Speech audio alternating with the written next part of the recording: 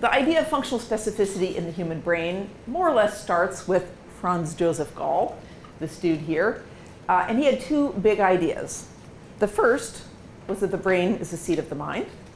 And the second was that distinct mental faculties live in different parts of the brain. Those were two really big ideas. He should have quit while he was ahead, but he didn't. He went on to found the infamous method of phrenology, in which you feel the bumps on the skull and try to infer from the size of those bumps and the particular skills of the individual what mental functions reside where in the brain.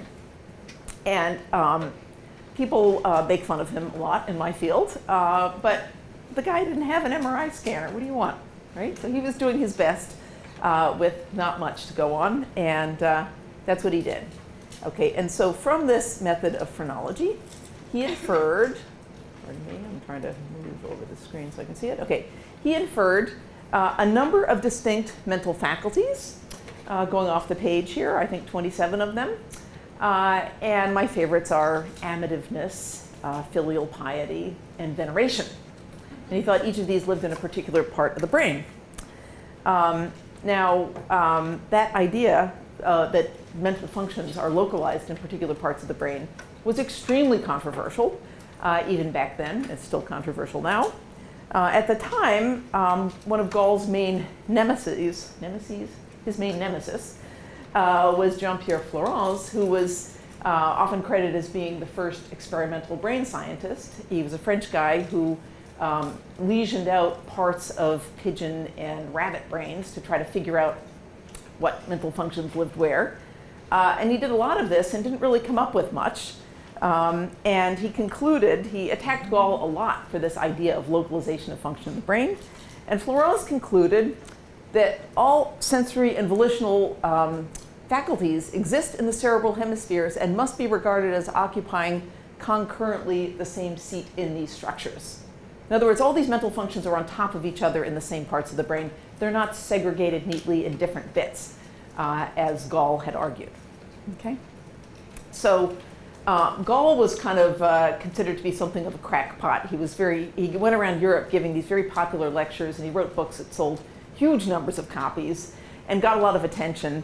And Flourens was supposedly the serious experimental scientist, a member of the French Academy and all that kind of stuff. And the idea of localization of function was sort of on the lunatic fringe, or the lunatic/pop fringe of the early 1800s, until Paul Broca came along and announced that the left frontal lobe was the seat of speech, on the basis of his patient Tan, shown here, so named because Tan was all he could say after damage to that part of his brain in the left inferior frontal lobe. Okay? So Broca was a very respectable member of French intellectual society, member of the French Academy, and all this stuff. And when Broca made this claim, everybody kind of went, really? And it kind of brought this idea of localization of function into the kind of the zone of respectable debate. And that debate continued very heatedly. The history is really fascinating. These guys were, spreading evil personal rumors about each other and doing all manner of bizarre things to undercut each other's credibility. And by the beginning of the 20th century, or by the end of the 20th century, there's pretty much agreement on specialization in the cortex for basic primary sensory and motor functions, right? So there was a guy in England who went around and studied victims in wars. He'd run around on battlefields and find people on the battlefield who just had like bits of their brain blown off. Very horrible, but he learned a lot of important things. He learned that if you lose stuff back here, you go blind. That's visual cortex, right? You lose stuff over here, you become paralyzed. That's motor cortex, and so forth. So these basic crude divisions into the primary sensory and motor regions have been known for a long time, and people don't fight over those. What they fight over is higher level cognitive functions. Stuff like reasoning, language, mathematical abilities, all that kind of high level stuff. That's where, and even high level perceptual abilities like face recognition. That's where the fights happen in this field.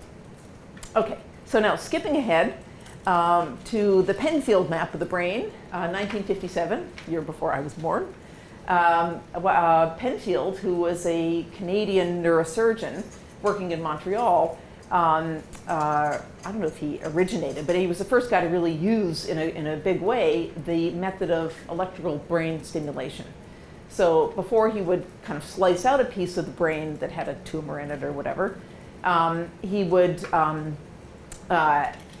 go in and put electrodes in and electrically stimulate different parts of the brain to try to figure out which functions lived where in the brain. And so he did a bunch of this, and it's pretty wild reading. But even so, and if you can read this, but his map of the brain, based on all of this work near the end of his career, was basically the same as what you had 100 years before. So he's got 6 labels on there: basic sensory and motor regions, and speech here and here, Broca's area. So that was sort of known since Broca and Wernicke. The one thing he seems to have added is interpretive. I love that. Anyway, so basically this idea of which functions lived where in the brain hadn't really gotten very far, even by 1957. And then if we cut ahead to just before the kind of boom with functional MRI, a few things have been added. Studies of patients with brain damage showed things like prosopagnosia, or the selective loss of face recognition abilities after damage to the back end of the right hemisphere. Okay, so I put a big fuzzy blue blob back there, the back end of the right hemisphere. So that was kind of known. And the striking thing about studies of patients with brain damage is that in a minority of cases, those deficits are very specific. So some of these people lost their face recognition ability while remaining perfectly able to visually recognize words and places and objects, and to be able to recognize people by voice or by verbal description of the person and their background. So it's not a general confusion about human beings and who they are and who different individuals are. It's not a general visual deficit. It's a specific deficit in visual face recognition. Okay, so that had been known, that it was back somewhere back there, apparently, with some special machinery for face recognition. And that's been known for many, many decades.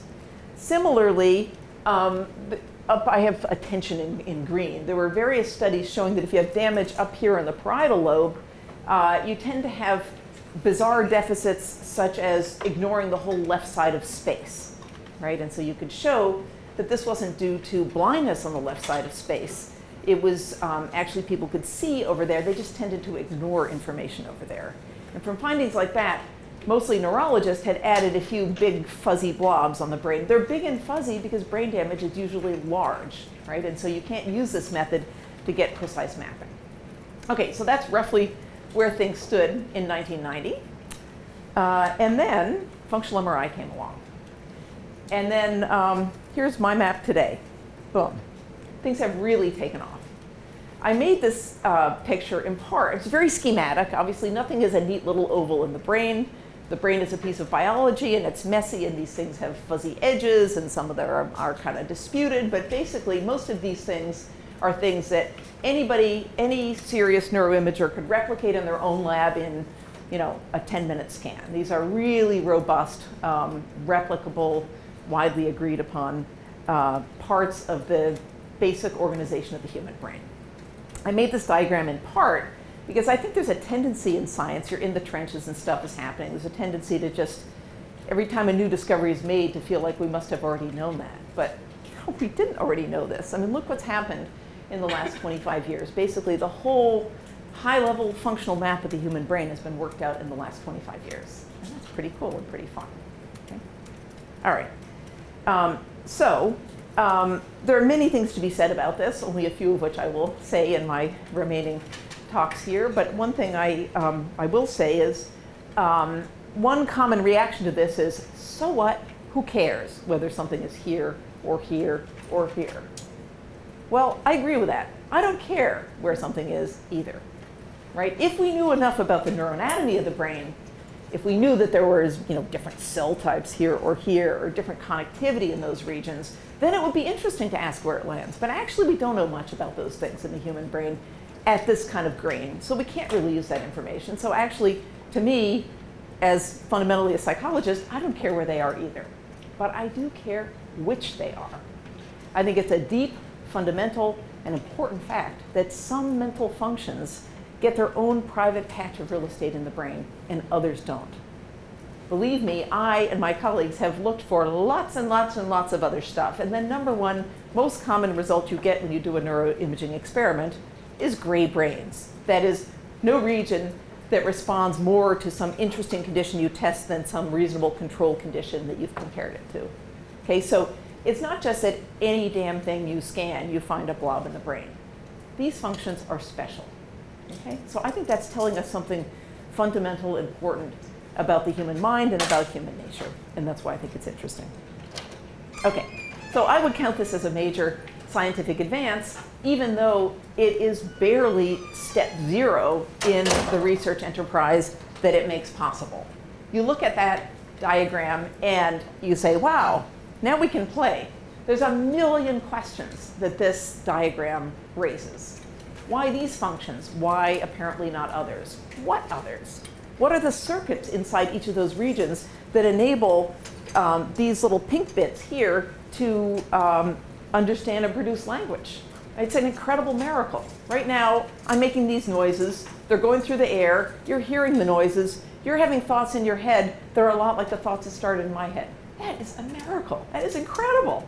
Nobody has the foggiest idea of how you take a circuit of neurons and get it to do that. Okay, but at least now we know where those circuits live. They live in there and they live in there. Okay. So we want to know about the circuits. We want to know how this stuff develops. This basic structure is present in essentially every normal human subject. You can pop any of you in the scanner and find it, and there it is. How does that stuff develop?